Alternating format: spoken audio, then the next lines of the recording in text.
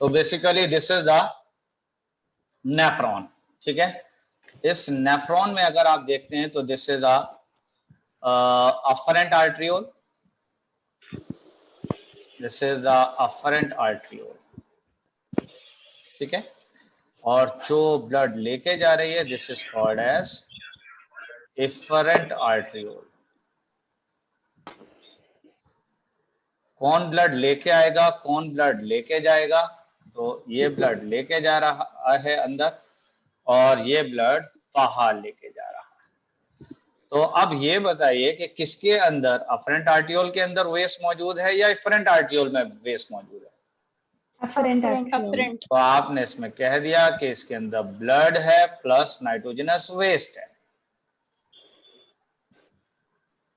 यानी ब्लड है और क्या है इसमें, दैट इज नाइट्रोजनस वेस्ट। और एफरेंट आर्ट्रियोल की बात करें तो इसमें सिंपली ब्लड है। क्लियर है या नहीं? Yes. ये ब्लड आ क्यों रहा है, क्यों आ रहा है और क्यों जा रहा है, मकसद क्या है? प्रेशर की वजह से, फिल्टर होने के लिए। असल वजह घूमने की नहीं है, बल्कि असल वजह है कि इसको फिल्टर होना है। फिल्टर होने के लिए ब्लड आया और फिर ये ब्लड वापस यहां से गया।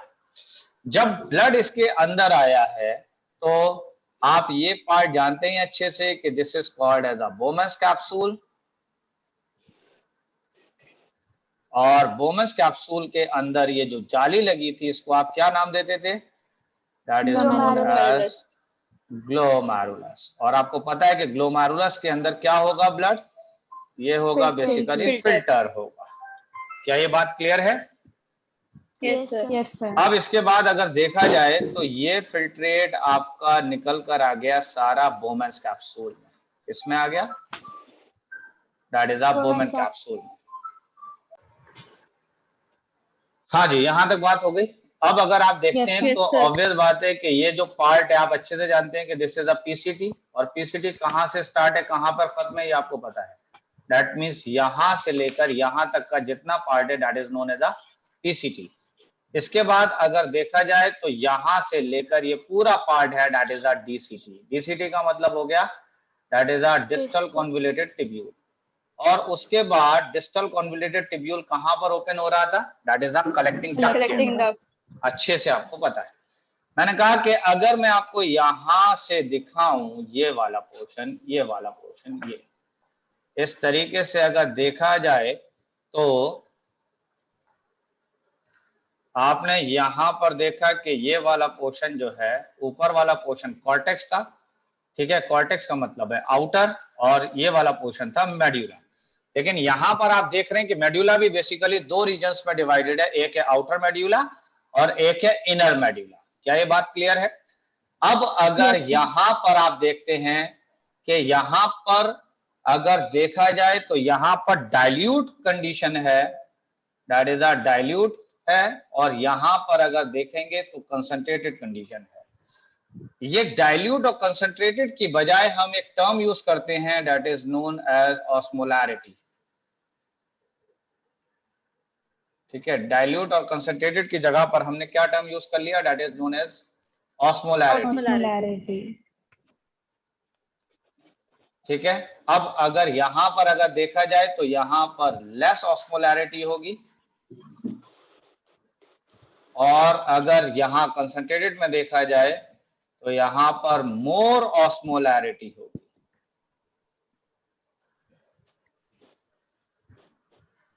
क्या ये बात क्लियर है? अब अगर देखा जाए तो इस कंडीशन में या यहां कॉर्टेक्स में अगर देखेंगे तो ऑस्मोलैरिटी कितनी है, दैट इज अ 300। और अगर यहां पर ऑस्मोलैरिटी देखेंगे तो दैट इज अ 1200। इससे ये समझ में आ रहा है कि जैसे जैसे आप कॉर्टेक्स से मेड्यूला की तरफ आ रहे हैं, कॉर्टेक्स से मेड्यूला की तरफ आ रहे हैं, तो कंसंट्रेशन बढ़ता चला जा रहा है, बढ़ता चला जा रहा है। क्लियर है? अब सवाल यह है कि जो मटेरियल इसके अंदर आया था, that means the Bowman capsule में जो मटेरियल आया ग्लोमेरुलस के अंदर से फिल्ट्रेट रिलीज हुआ, ये फिल्ट्रेट अगर देखा जाए तो 180 लीटर पर डे प्रोड्यूस हो रहा है। कितना फिल्ट्रेट प्रोड्यूस हो रहा है एक दिन में? 180 litre that is a 180 litre filtrate produce हो रहा है पर डे में। इसका मतलब ये जितना फिल्ट्रेट इसमें प्रोड्यूस हो रहा है वो कितना है, दैट इज अ 180 लीटर। लेकिन 180 लीटर में से अगर देखा जाए तो सिर्फ 1.5 लीटर यूरिन प्रोड्यूस हो रहा है पर डे। तो इसका मतलब अगर आप फिल्ट्रेट देख रहे हैं तो फिल्ट्रेट कितना प्रोड्यूस हो रहा है एक दिन में, that is a 180 litre per day, समझ रहे हैं। लेकिन यूरिन कितना फिल्टर हो पा रहा है, कितना प्रोड्यूस हो पा रहा है, दैट इज 1.5 लीटर। तो इसका मतलब इतना सारा का सारा जो फिल्ट्रेट प्रोड्यूस हुआ वो फिल्ट्रेट कहां गया, और वो इतना कम हो गया, इतना कम हो गया कि उसकी क्वांटिटी कितनी हो गई, दैट इज 1.5 लीटर हो गई। बात समझ रहे हैं। तो इसका मतलब हुआ कि इस फिल्ट्रेट में से मेजॉरिटी मटेरियल रीअब्सॉर्ब हो गया। इस फिल्ट्रेट में से मेजॉरिटी मटेरियल क्या हो गया, रीअब्सॉर्ब हो गया, and that is known as the reabsorption. उस प्रोसेस को आप क्या कहेंगे, दैट इज द रीअब्सॉर्प्शन। अब आप ये देख पा रहे हैं कि अलग अलग टिब्यूल में, दैट इज अ पीसीटीओ, डीसीटीओ या फिर लूप ऑफ हेनले हो, इनमें से कोई भी टिब्यूल है, इवन कलेक्टिंग डक्ट भी क्यों ना हो, ये चारों टिब्यूल्स के अंदर मटेरियल रीअब्सॉर्ब हो रहा है। तो इसका मतलब क्या हर जगह पे एक ही टाइप का मटेरियल एब्सॉर्ब हो रहा है, या अलग अलग जगह पर अलग अलग टिब्यूल में अलग अलग चीजें रीअब्सॉर्ब हो रही है। आपने कहा कि अलग अलग जगह पे अलग अलग चीजें रीअब्सॉर्ब हो रही हैं, तो इसके लिए आपने टर्म कह दिया कि that is a selective tubular reabsorption, यानी सिलेक्टिव रीअब्सॉर्प्शन हो रहा है वो भी टिब्यूल्स के अंदर। अब हम पीसीटी में देख रहे हैं, पीसीटी में हम ये देख रहे हैं कि जो फिल्ट्रेट यहां पर आया वो फिल्ट्रेट में से आपने देखा कि बाइकार्बोनेट आयन जो थे ये रीअब्सॉर्ब हो गए, दोबारा से एब्सॉर्ब हो गए। NaCl दोबारा से एब्सॉर्ब हो गया, वाटर थोड़ा बहुत यहां से एब्सॉर्ब हुआ है, जो न्यूट्रिएंट्स थे वो एब्सॉर्ब हो गए। न्यूट्रिएंट्स का मतलब हुआ कि यानी ग्लूकोज एब्सॉर्ब हो गया, अमाइनो एसिड्स एब्सॉर्ब हो गए, बात समझ रहे हैं, ये सारे न्यूट्रिएंट्स एब्सॉर्ब हो गए। पोटेशियम आयन एब्सॉर्ब हुआ, अमोनिया थोड़ा बहुत एब्सॉर्ब हुआ, ओ थोड़ा बहुत यहां से वापस गया है, this is called as a secretion. इस प्रोसेस को आप क्या कह रहे हैं, दैट इज अ सिक्रीशन। आप देख रहे हैं कि सिक्रीट हो रहा है अमोनिया, वापस बाहर जा रहा है, इसी तरह हाइड्रोजन आयन बाहर जा रहा है वापस, this is called as secretion. बात समझ में आ रही है, नहीं आ रही है? yes, ठीक है। इसके बाद अगर आप देखें तो मैक्सिमम एब्जॉर्प्शन जो हो रहा है वो हो रहा है पीसीटी के अंदर। तो पीसीटी के अंदर मैक्सिमम एब्जॉर्प्शन होगा, ठीक है। अब ये जब फिल्ट्रेट नीचे की तरफ आया तो इसका मतलब ये नीचे की तरफ किस लूप में आया है, किस में आया, that is a loop of Henley में। लूप ऑफ हेनले के किस पार्ट में आया, तो ये आया डिसेंडिंग लूप ऑफ हेनले में। डिसेंडिंग लूप ऑफ हेनले अगर देखा जाए तो मेनली एब्सॉर्ब करेगा वाटर को। किसको एब्सॉर्ब करेगा, वाटर को एब्सॉर्ब करेगा। क्लियर है बात। जब ये वाटर को एब्सॉर्ब कर रहा है यहां पर, तो आपने देखा अच्छा ये वाटर क्यों एब्सॉर्ब हो रहा है, भाई यहां पर सवाल ये भी है कि वाटर यहां पे क्यों एब्सॉर्ब हो रहा है। आपको पता है कि यहां पर लेस कंसंट्रेटेड था, जैसे जैसे ऊपर से नीचे की तरफ आ रहे हैं कंसंट्रेशन बढ़ता चला जा रहा है, ऑस्मोलैरिटी बढ़ती चली जा रही है। जब ऑस्मोलैरिटी बढ़ रही है इसका मतलब कंसंट्रेटेड सॉल्यूशन होता चला जा रहा है। जब कंसंट्रेटेड सॉल्यूशन हो रहा है तो इसका मतलब है कि सॉल्यूट बढ़ रहा है, पानी कम हो रहा है, और जब पानी कम हो रहा है तो डेफिनेट बात है कि पानी यहां से निकलकर बाहर आ रहा है। क्या ये बात क्लियर हुई या नहीं हुई? yes, sir. ठीक है। अब अगर देखा जाए तो this is the U pin of loop of Henle. ये क्या है, this is the U pin of loop of Henle. तो ये जो यूपिन है यहां पर ऑस्मोलैरिटी कितनी है, दैट इज 1200। क्लियर है। और अगर आप कॉर्टेक्स में ऑस्मोलैरिटी देख रहे थे तो दैट इज 300 थी। क्लियर है बात। अब जब ये descending ascending loop of Henley में आया तो असेंडिंग लूप ऑफ हेनले में आप देख रहे हैं कि यूरिया जो है इस फिल्ट्रेट में आ रहा है, यानी यूरिया क्या हो रहा है, फिल्ट्रेट में आ रहा है। लेकिन एक और खास बात जरा मैं बताऊं आपको, मैंने कहा कि जब आप यहां से फिल्ट्रेट को देख रहे थे तो इसमें से जो फिल्ट्रेट नीचे आया था वो फिल्ट्रेट काफी कॉन्सेंट्रेटेड था। कॉन्सेंट्रेटेड क्यों था भाई, क्योंकि उसके अंदर बहुत सारे सॉल्ट्स थे और पानी था, हाँ या नहीं। यानी कंसंट्रेटेड, यानी ये जो फिल्ट्रेट था वो काफी कंसंट्रेटेड था। यहां फिल्ट्रेट की बात कर रहा हूं। फिल्ट्रेट का मतलब है जो टिब्यूल के अंदर मौजूद है, यानी जो टिब्यूल के अंदर मौजूद है part, that is known as filtrate. क्या ये बात समझ में आ रही है, नहीं आ रही है? Yes, sir. फिल्ट्रेट यहाँ पर पीसीटी में कैसा है, कंसंट्रेटेड या डाइल्यूट? Concentrated. क्यों कंसंट्रेटेड है? क्योंकि उसके अंदर सॉल्ट्स हैं, उसके अंदर बेसिकली न्यूट्रिएंट्स हैं, वाटर है और आयंस हैं, है या नहीं है? इस वजह से Yes, sir. कंसंट्रेटेड था। अब जब कंसंट्रेटेड था, लेकिन इस जगह का जो मीडियम था, यहाँ का जो मीडियम था, उसकी ऑस्मोलैरिटी कितनी है? That is 300। 300. इसका मतलब अंदर ज्यादा कंसंट्रेटेड है और बाहर कंसंट्रेशन कम है, जिसकी वजह से क्या हुआ कि न्यूट्रिएंट लगातार अंदर से बाहर आने लगे। न्यूट्रिएंट क्या आने लगे, यानी सॉल्यूट जो पार्टिकल था वो लगातार बाहर आने लगा। जब सॉल्यूट बाहर आ रहा है, सॉल्यूट का मतलब NaCl हुआ, बाहर आ गया, इसी तरह बाइकार्बोनेट आयन बाहर आ गए, न्यूट्रिएंट्स बाहर आ गए, आयंस बाहर आ गए।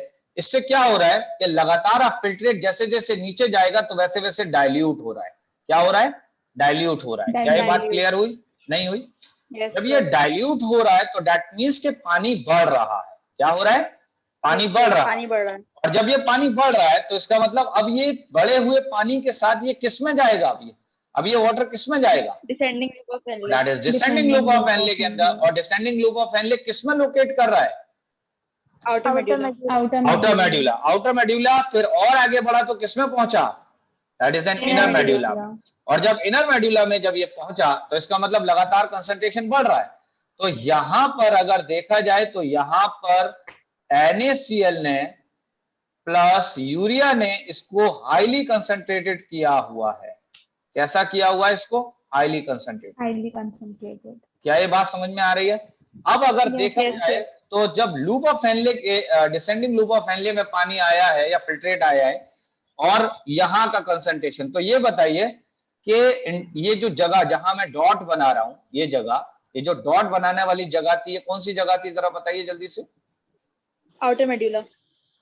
अभी आउटर मेड्यूला तो था ही, लेकिन ये पूरी की पूरी जगह को आप कह देते थे that is known as interstitial space. और इंटरस्टिशियल स्पेस में एक लिक्विड मौजूद था, पता है बात? इसके अंदर लिक्विड मौजूद Yes, था। sir. तो मुझे ये बताइए कि ये जो बाहर वाला यहाँ का लिक्विड है वो कंसंट्रेटेड है या डाइल्यूट है? ये वाला बाहर वाला इंटरस्टिशियल Concentrated. स्पेस में, तो ये बेसिकली कंसंट्रेटेड है। लेकिन अब जो फिल्ट्रेट है, जो फिल्ट्रेट था, ये फिल्ट्रेट कैसा है? जो इसमें फिल्ट्रेट आया वो डाइल्यूट है या कंसंट्रेटेड है? डाइल्यूट है। और डाइल्यूट है तो उसमें पानी ज्यादा है या नहीं है? Yes, sir. जब पानी ज्यादा है तो Yes, sir. पानी रीअब्सॉर्ब हो रहा है, नहीं हो रहा? बताइए, पानी रीअब्सॉर्ब Yes, हो रहा है, sir. नहीं हो रहा? तो descending Yes, loop sir. Of Henle से क्या चीज मेनली रीअब्सॉर्ब हो रही है? Water. That is water. तो आप देख रहे हैं कि अगर डिसेंडिंग लूप ऑफ हेनले ज्यादा लॉन्ग Water. है तो पानी का एब्जॉर्प्शन ज्यादा होगा। यानी मैंने कहा कि डिसेंडिंग लूप ऑफ हेनले अगर ज्यादा बड़ा है तो पानी का एब्जॉर्प्शन क्या होगा? ज्यादा होगा। ज्यादा। क्या ये बात क्लियर हो रही है, नहीं हो रही है? इसके बाद जब ये आगे बढ़ा तो ये यू पिन के बाद ये टर्न Yes, लिया, sir. और जब टर्न लिया तो अब ये 1200 से अगर देखा जाए तो ऑस्मोलैरिटी अब वापस रिड्यूस हो रही है या नहीं है? पहले ऑस्मोलैरिटी Yes, sir. 1200 थे और धीमे धीमे यहां पर अगर देखेंगे Yes, sir. तो ये तकरीबन 800 है, और इसी तरीके से यहाँ पर 600 है, और इस तरीके से आगे बढ़ती चली जा रही है। तो मैंने कहा कि जब ऑस्मोलैरिटी रिड्यूस हो रहा है तो इसका मतलब ऑब्वियस बात है कि यहाँ पर अब डाइल्यूट हो रहा है। जब डाइल्यूट हो रहा था मटेरियल, पहले 1200 से जब 800 हुआ तो डाइल्यूट हुआ या नहीं हुआ? बताइए। Yes, sir. और डाइल्यूट हुआ तो ये Yes, जो sir. यूरिया जो सॉल्यूट था वो किसके अंदर चला गया? फिल्ट्रेट में। ये यूरिया किस में चला गया? फिल्ट्रेट में चला गया, नहीं चला गया? ये यूरिया गया यहाँ पर, यहाँ पर, यहाँ पर। इसका मतलब लगातार अब ये फिल्ट्रेट वापस जा रहा है किसके अंदर? दैट इज कॉर्टेक्स में। ये वापस किस में पहुंचा? अब कॉर्टिकल रीजन में पहुंचा, नहीं पहुंचा? अब अगर अभी भी फिल्ट्रेट में कुछ यूजफुल Yes, मटेरियल है तो वो डीसीटी में एब्जॉर्ब होने लगा। किस में एब्जॉर्ब होने लगा? डीसीटी में। DCT. लेकिन कुछ एक्सेस आयन जो थे, जैसे पोटेशियम आयन था एक्सेस में था, जैसे हाइड्रोजन आयन था एक्सेस में था, ये यहां से बाहर फेंके जा रहे हैं, यानी इनको वापस टिब्यूल के अंदर रिलीज किया जा रहा है। यानी इनको वापस किसमें रिलीज किया जा रहा है? टिब्यूल के अंदर रिलीज किया जा रहा है। That is called as a tubular secretion. इसको क्या कहेंगे हम? That is called as Tubular tubular secretion. Secretion. Clear है ये बात? एक बात बताइए Yes, sir. कि यहाँ के फिल्ट्रेट में यूरिया है या नहीं है? हाँ जी, यहाँ जो Yes, फिल्ट्रेट sir. आया है उसमें Yes, sir. यूरिया है या नहीं? कहाँ से आया ये urea? Ascending loop of Henle. Ascending loop. of ascending loop of Henle. Henle से यूरिया एब्जॉर्ब हुआ था, याद है या नहीं? Yes, sir. और उसके बाद ये सारा वेस्ट अब किस में गया? Collecting duct. कलेक्टिंग डक्ट में। यूरिया को बॉडी से बाहर जाना चाहिए था, यूरिया को क्या करना चाहिए था? बॉडी से बाहर, यानी कलेक्टिंग डक्ट से गुजरता हुआ ये यूरिया बाहर जाना चाहिए था, लेकिन यूरिया बाहर ना जाते हुए ये यहां पर फिर से वापस एब्जॉर्ब हो रहा है, फिर से यूरिया एब्जॉर्ब हो रहा है। सवाल यह है कि यहां पे यूरिया क्यों एब्जॉर्ब हो रहा है? इसके एब्जॉर्ब होने से क्या फायदा हो रहा है? हाँ जी, इसके एब्जॉर्ब होने से ऑस्मोलैरिटी मेंटेन हो रही है, और ऑस्मोलैरिटी मेंटेन हो रही है तो पानी एब्जॉर्ब कर पा रहा है, पानी एब्जॉर्ब हो रहा है। लेकिन सारा का सारा यूरिया यहाँ पे एब्जॉर्ब नहीं हो गया है, बल्कि जो एक्सेस यूरिया था वो यहां से बॉडी से बाहर चला गया। क्या ये बात क्लियर हुई या नहीं हुई? Yes, sir.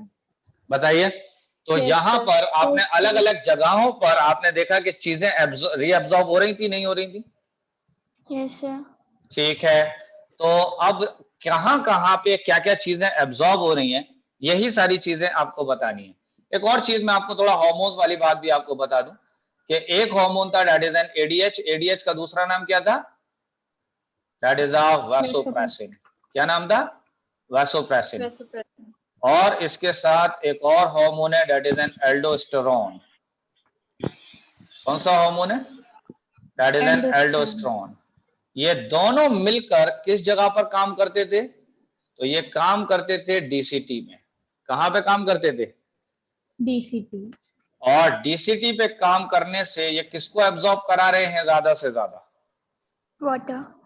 वाटर को भी एब्जॉर्ब कराया था इन्होंने, प्लस NaCl को भी एब्जॉर्ब कराया था। किसको एब्जॉर्ब कराया? दैट इज वाटर और NaCl को एब्जॉर्ब कराया था। लेकिन अगर आप इसकी बात करें दैट इज एन एडीएच की, ये वाला दैट इज एन एडीएच, तो एडीएच जो वर्क करेगा, देखिए पहले ही मैंने कहा कि एडीएच और एल्डोस्टेरोन किस जगह पे काम कर रहे हैं? दोनों DCT. लेकिन कलेक्टिंग डक्ट के अंदर सिर्फ एडीएच काम करेगा, एल्डोस्टेरोन काम नहीं करेगा। तो एडीएच कहां पे काम कर रहा है? Collecting duct. और इसका मेन काम क्या होगा कलेक्टिंग डक्ट में? हाँ जी, तो that is a water reabsorption का। किसका काम होगा? वाटर रीअब्जॉर्प्शन का।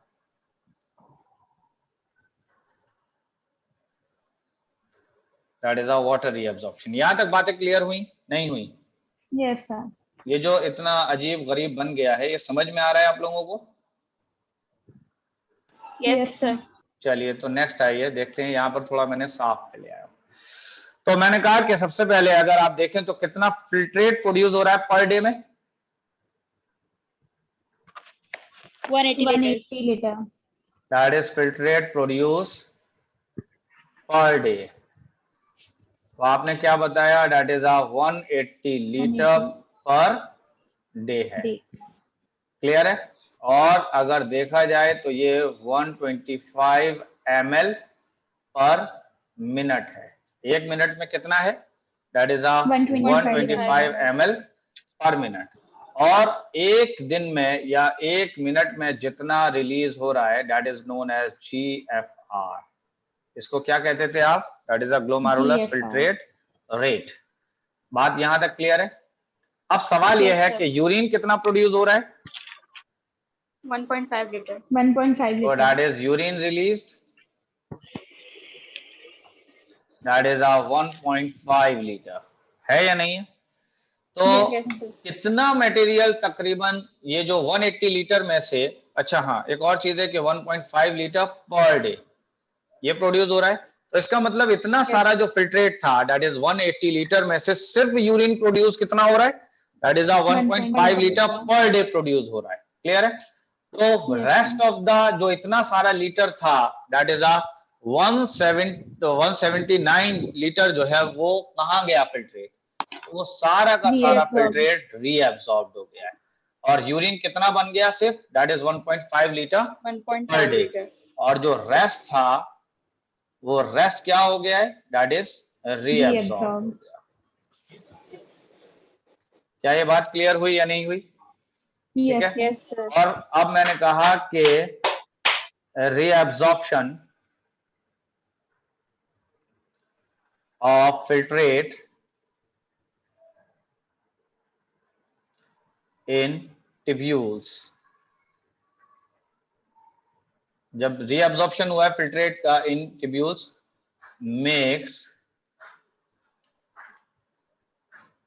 makes the urine concentrated। तो यानी यूरिन को ये कैसा बना रहा है, दैट इज कॉन्सेंट्रेटेड। कॉन्सेंट्रेटेड। बात यहां तक समझ में आ गई या नहीं आ गई? yes, sir. Yes sir. अच्छा, अब रीअब्सॉर्प्शन में बी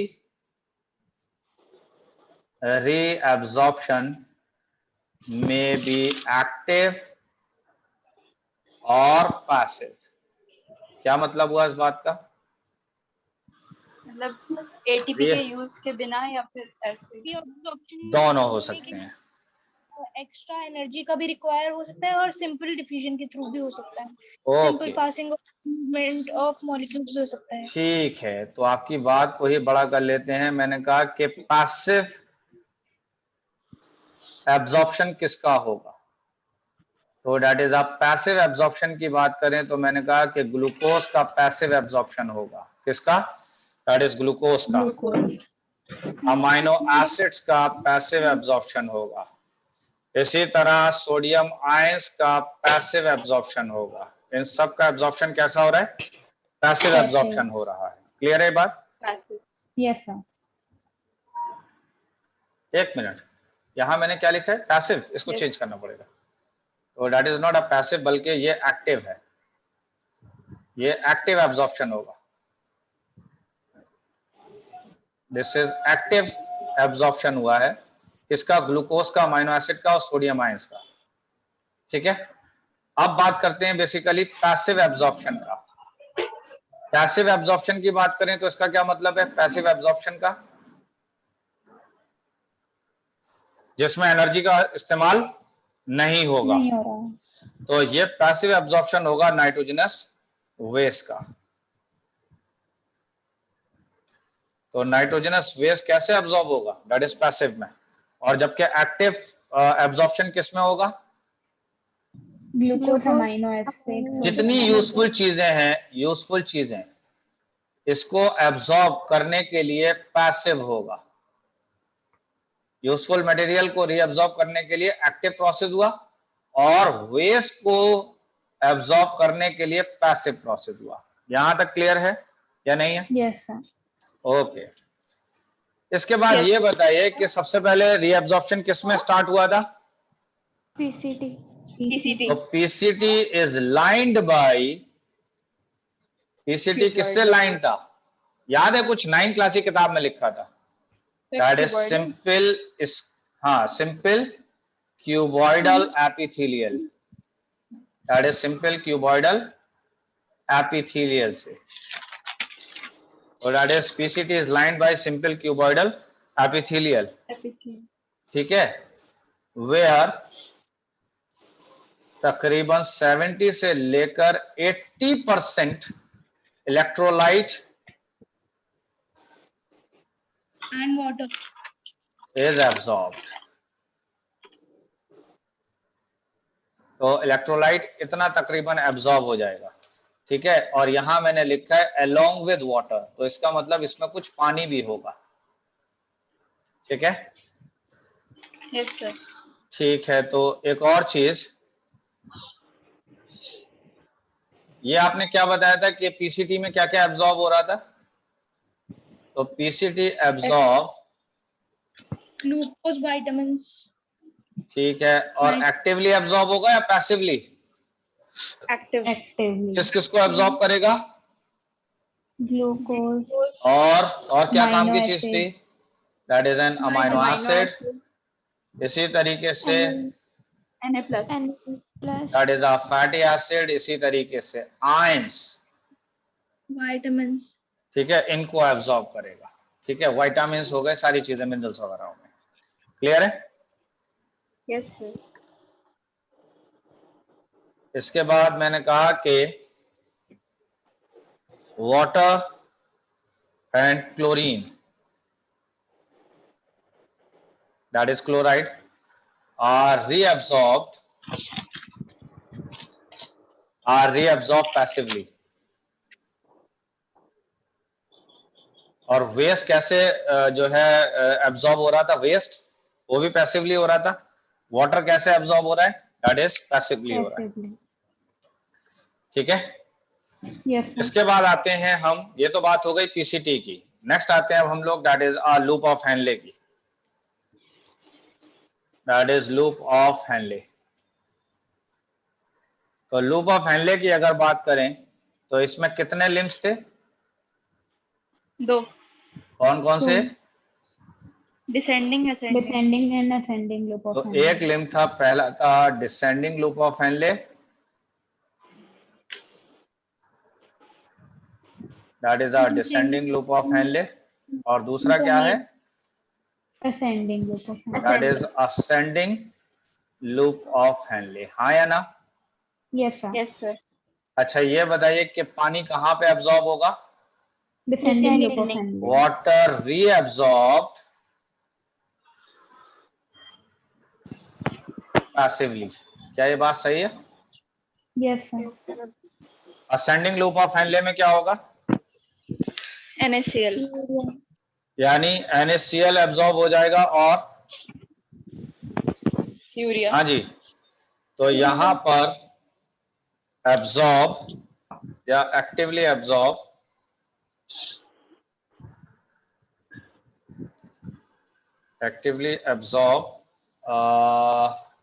इलेक्ट्रोलाइट्स। इलेक्ट्रोलाइट्स का मतलब क्या हुआ, NaCl। क्लियर है? Yes, sir. तो Yes sir. आइए, मैंने कहा कि पहले आ जाते हैं डिसेंडिंग लूप ऑफ हेनले में।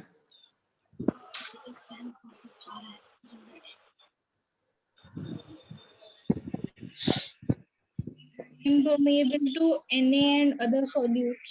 हाँ जी, किसको एब्जॉर्ब कर लेगा ये? Water. तो Water. Permeable to Water. Water, And so almost impermeable to sodium. Absorb. तो ये किसको एब्जॉर्ब कर लेगा, वाटर को। समझ गए? और पैसिवली करेगा या एक्टिवली करेगा? Passive. Passively. ठीक है, नेक्स्ट आइए, Passively. That is an ascending loop of Henley पर। Permeable to electrolytes. Okay, is ascending loop of Henle. तो आपने कहा कि परमिएबल टू इलेक्ट्रोलाइट्स, और किसका परमिएबल टू इलेक्ट्रोलाइट्स, और किसके लिए? Urea. And urea. LNN.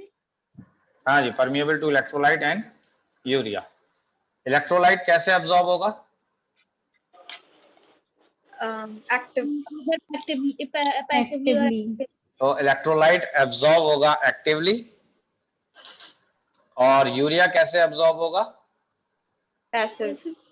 That is passively, क्योंकि वेस्ट कैसे एब्जॉर्ब हो रहा था, दैट इज पैसिवली। Passively. ठीक है, नेक्स्ट आइए, अब कौन सी स्ट्रक्चर आएगा, that is DCT। DCT. DCT में किस चीज का एब्जॉर्प्शन होगा? Bicarbonate, water, जी, NaCl. That is